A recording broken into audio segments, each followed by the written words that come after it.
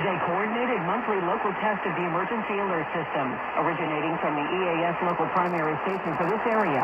Equipment that can quickly warn you during emergencies is being tested. If this had been an actual emergency, such as a tornado, a toxic material release, or other state or local emergency that affects your safety, official messages would have followed the alert tone.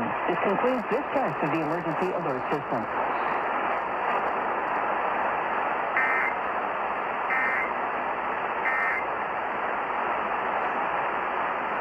We now join our program already in progress. On their expert